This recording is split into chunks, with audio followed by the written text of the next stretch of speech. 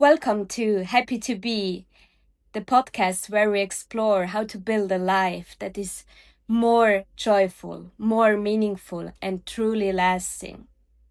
I'm your host, Anja, and in each episode I meet inspiring thinkers, scientists, and change makers to uncover what it really takes to create happiness, not just in moments, but as a way of living.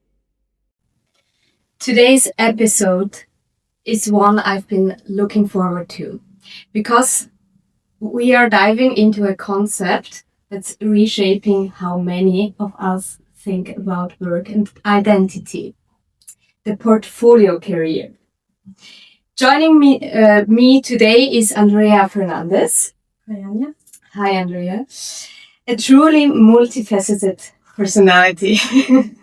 She's the CEO of Seabrand International, a university lecturer, an executive coach, and an author, and also a powerful advocate for careers that are for humans, not the other way around.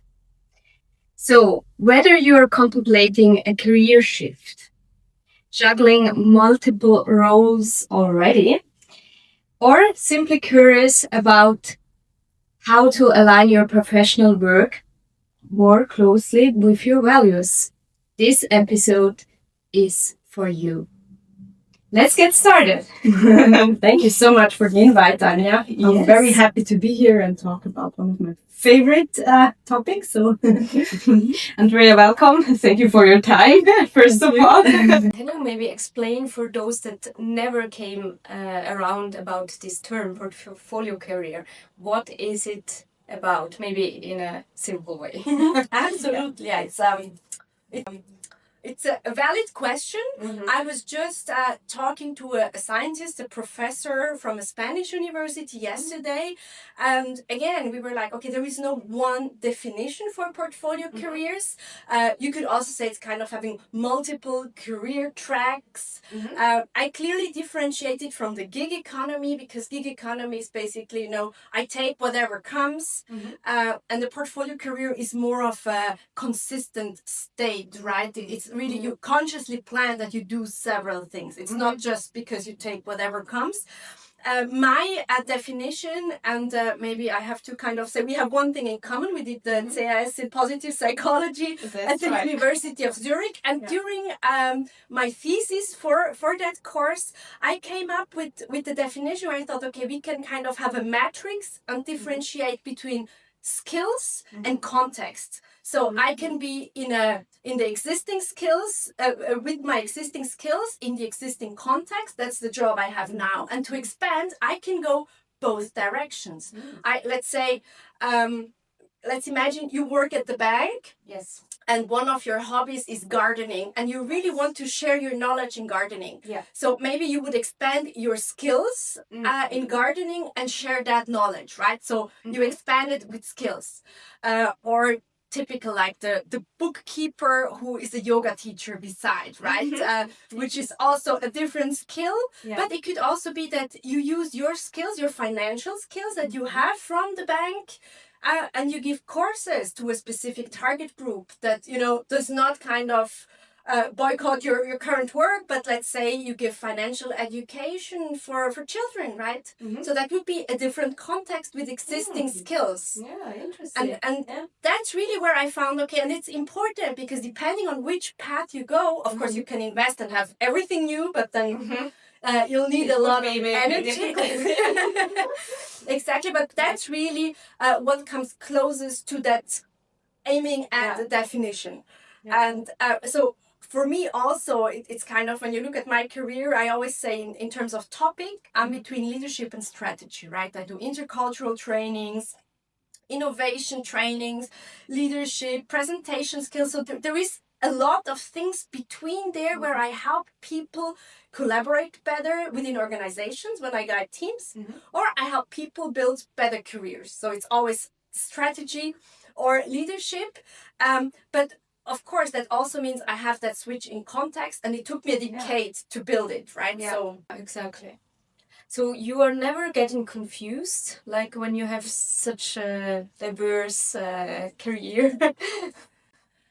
There are Murphy's Law situations where maybe two clients have their biggest events and I'm supposed to be correcting exams. And it happens sometimes, but I must say, since I brief my clients, they know kind of how I work, right? Do you think it's better to start with one career that you are really good at and then, building those blocks into this career, like maybe going from a 100% job here down to maybe 20% or whatever, and then building the other skills that you're mentioning, like gardening or something, into it? I think so, for two reasons. It depends whether you know very clearly what you want, how risk averse you are, right? I mean, again, we're in Switzerland. If we were in the US, probably people would say you have to put all eggs in one basket and start. And I think it's not too bad. It's actually quite smart to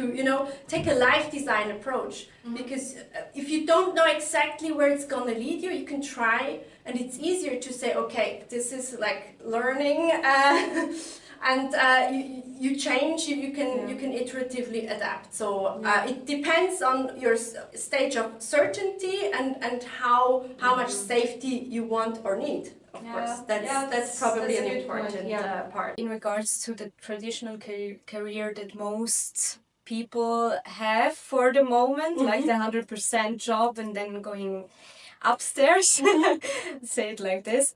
And what do you think, why does it not work any longer for many of us? I have one small disclaimer, which is I'm a big fan of the portfolio career, but it's also not something for everyone. That's super important, right? Sometimes I tell people what I do and they're like, wow, Andreia, I'm tired just from hearing everything you do. So really interesting. Some people really need like more a structured environment, and honestly, I wouldn't want to have a creative surgeon doing a surgery on me, right? So it's okay that in some professions they stay. But when we look at the traditional career path and we look at, the rates of burnout, the rates of people that come to my coaching for a lack of purpose, for, the whole topic of red tape or bureaucracy in corporations where they're like, I don't feel I have any impact. I think for this type of people, it can be a good way to kind of sustainably build another These blocks. Yeah. Positive psychology, you mentioned it. We were at the CAS at the Uni Zurich, so we also heard about the conception of PERMA, designed by Martin Seligman, and also the concept about character strengths. So how do these concepts play into creating and living a meaningful portfolio career? What are your signature character strengths? I'm super curious. I have actually 6 signature characters. Really? Yes, Wow. that's a lot, I know. So for example, love of learning. So it's we share that. we share creativity as well. So a lot that helps me also build my portfolio career based on it. So interesting. So I'll disclose I've had 100% creativity over the past, I think, 10 years. It's funny, I came across old tests because I knew the character strengths test already before doing the TAS, and that's so interesting because it's also so me. It's so true. I have sticks more with you. I have more ideas than the day has hours. I have to tone down. So, but back to your question. So when we talk about PERMA, which basically is positive emotions, engagement, relations, meaning, and accomplishment, it really plays into all of them in different ways, right? What gives me positive emotions? I have the possibility to lead that, actually. With relationships, it gives me an opportunity to kind of shape, am I more of an introvert person? Am I okay with, doing something that gives me just online contact with people, or do I need and love having lots of people around me, right? And even there, for example, I'm kind of an ambivert. I love meeting people. but I also know something I need to recover from it, you know. Exactly the same. About the character strengths, you mentioned sometimes ago when you had actually a presentation also here that love of learning, persistence, and perspective are essential to build a portfolio career. Can you explain why? Yeah, absolutely. So maybe to explain how I came up with those three, I think I have a total of 5 or 6 in my thesis where I say these are needed. And basically, I mean, love of learning is probably self-explaining. You need to have a certain degree of curiosity also to embark on a new or novel type of career. Then persistence is really about, well, it's about building and creating opportunities. So in my coachings, when I talk to people, well, what would you like to do? When you envision the optimal portfolio career, there will be a transition phase where you're not there yet, but you're working towards it. And that's really important to have the persistence and not give up, right? So I have even a very practical example. I remember I was already lecturing leadership at one of the universities I worked for. And I'm involved in entrepreneurship a lot. I facilitated and co-facilitated the Global Female Entrepreneurship Week, where we had 50 global entrepreneurs together. And I was so inspired about it that one day I sent an email to the person responsible for entrepreneurship at that university and told him, hey, don't you need a lecturer? I would love to share also my insights from working with those people. And he was like, oh, thank you very much. We don't need anyone right now. So far, so good, right? Okay. I tried. Yeah. Hey, 2 years later, I got an email. Hey, didn't you ask me about lecturing entrepreneurship? Nice. I have 2 spots. There's too many classes which I can't take myself. You know, 2 years later, totally unexpected. And I think it's important to embark on this idea. Okay, envision what you want and create it, and then it's persistence. Yeah, you're totally right. And trying. I think that's really important. Just to try, you know, maybe something is coming up, maybe not. If you don't try, the chance of not achieving it is 100%. Exactly. You're totally right. So, and the third one you mentioned, perspective. And that's probably what I start with, is really know your why. Have a strong why and a long-term purpose. And one of my last questions, so I developed a portfolio career canvas, and the last question is really, okay, what would be criteria that you give up on building a portfolio career and go back to the classical path? And I think it's so important to have it as an option. Yeah. Just to leave the door a little bit open, yeah? Okay. Interesting. Yeah. And why? Why people are returning?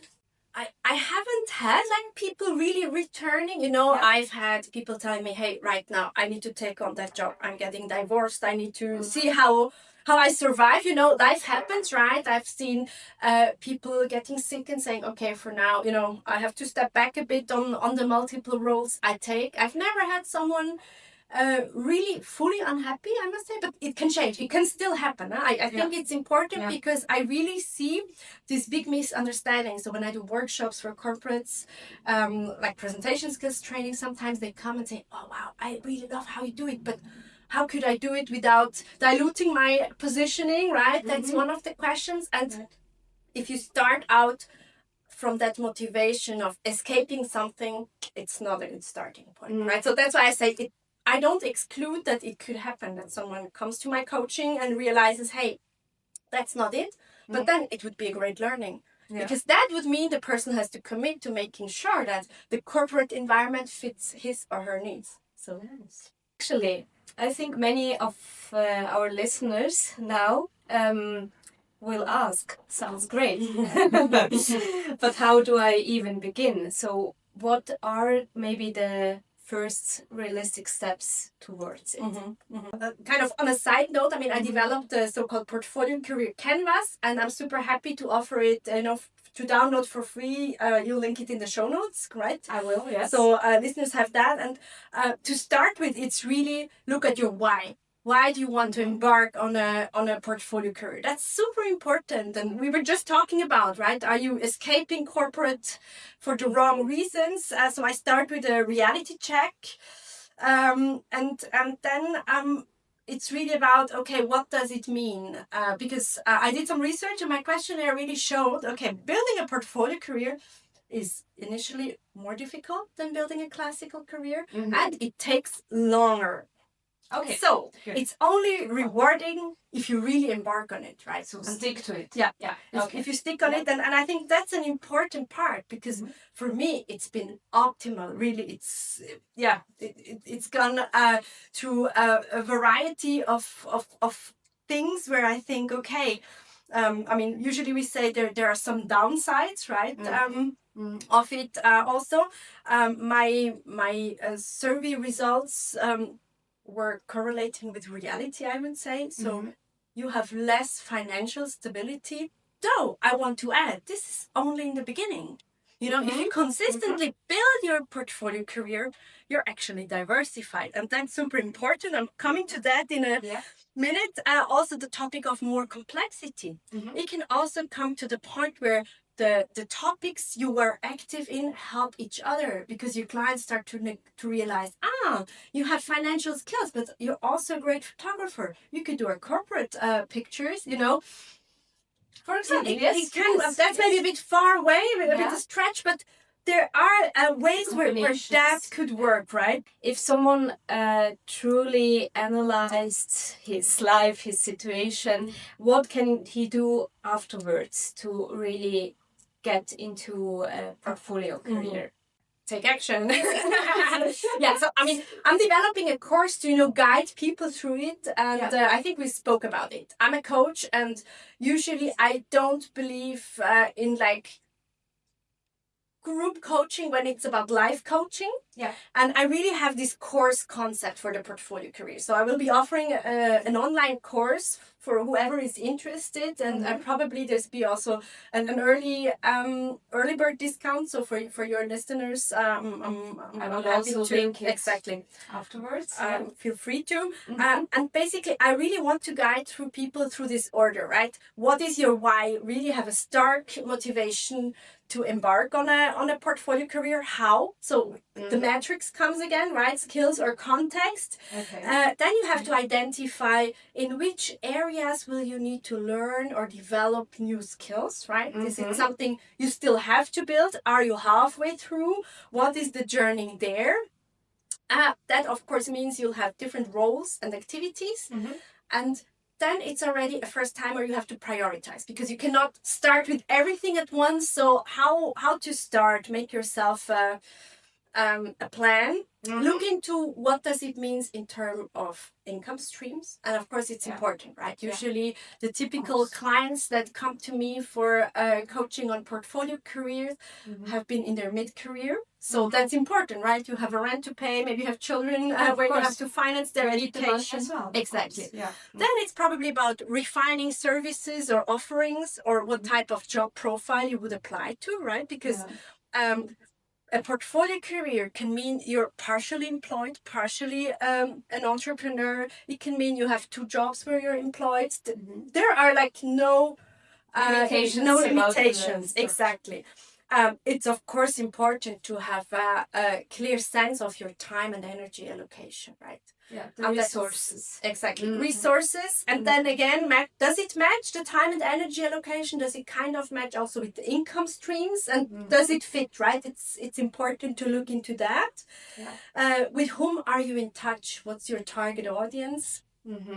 I always say it's good to have your kind of board of directors for your life, right? Who are the top 5 friends that can help you on a professional level? Yeah. Because I offer this course, you know, after 10 sessions, I want people to be empowered and enabled to go and know where they find help, right? Yeah. Because nobody's made to make it alone. That's totally fine. We're inherently dependent on each other, and I think it's a great thing, right? Also, but also an important thing, who you will surround yourself for this topic. For another topic, maybe there are other people, but what do you think portfolio careers, are they now just a hype, or Will they stay?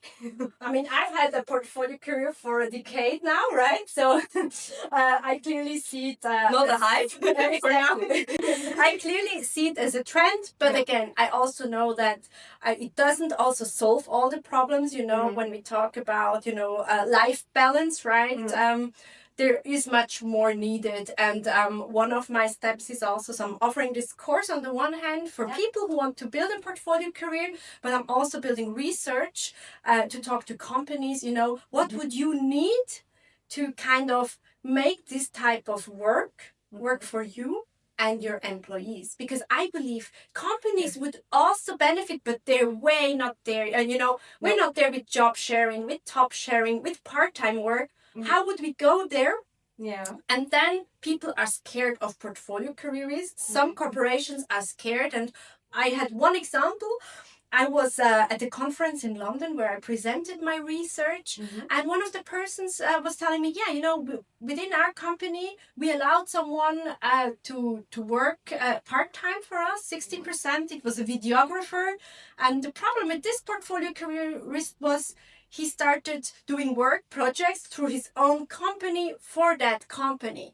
And that's really also the ethical side where both have to be clear what is acceptable. Exactly. And for me, that's not a portfolio career topic actually, but it's important to have discussed it, to have looked at this type of where it scenarios. starts, where it ends, and where the other career starts and ends.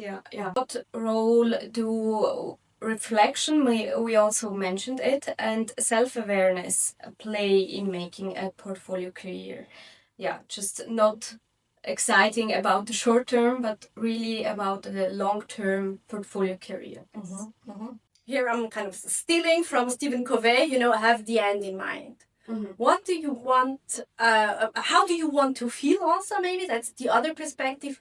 How will it feel like you have achieved a portfolio career? Because remember, it's a continuum, right? It's not I do it once and then I achieved it. Like every career, you will be continuously working on it. But what is like the end feeling maybe you want to have when you feel, okay, this is kind of what I wanted to feel well?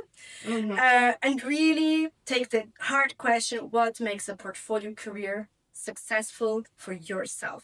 Not for society, really for you. What must be there? What are the topics that you really want to have?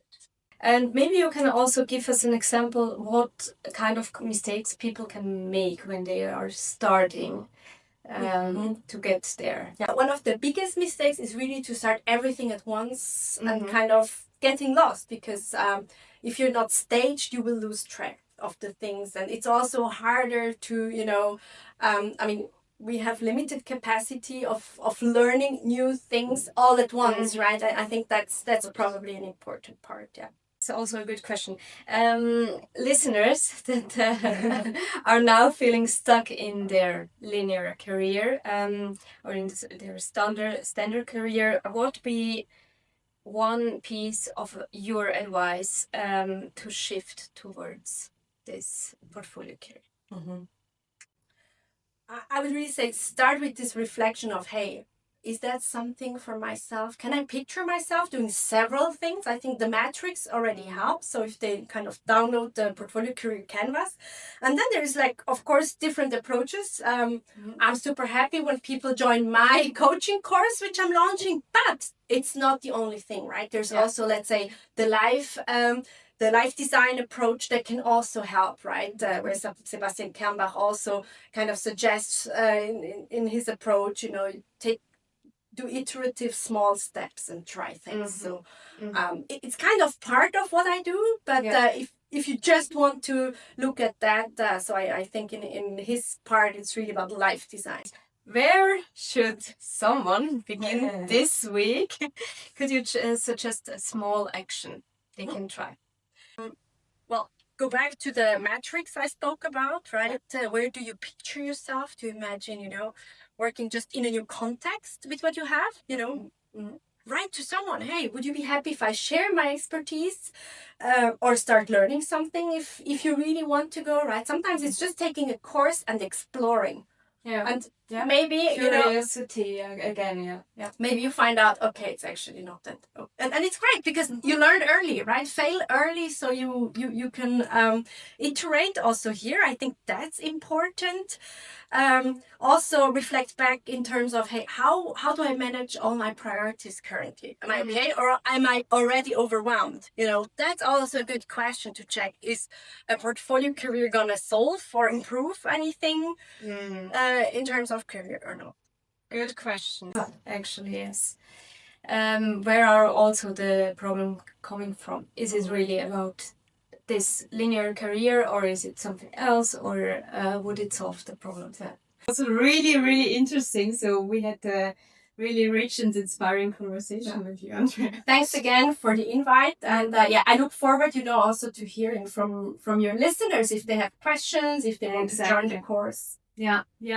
I hope, yes, for you as well, that it gave you not only a deeper understanding of portfolio careers, but maybe also the courage to reflect what truly brings you joy in your work life, actually. So, yes, as mentioned before, if you'd like to hear more about Andreia's work, I will link all the links and also the notes and so on under this show, under this episode, so you can also go there and explore more about Andreia's work. Thank you. So thank you very much for being here, and have a lovely day. You too. Thank you. Thank you for listening to Happy to Be, the podcast about what it really means to live a happier, more intentional life. If this episode sparked something in you, don't keep it to yourself. Hit subscribe, leave a comment, or share it with a friend who could use a little inspiration today. And remember, happiness isn't something you find, it is something you build. Until next time, stay curious and choose what makes you happy.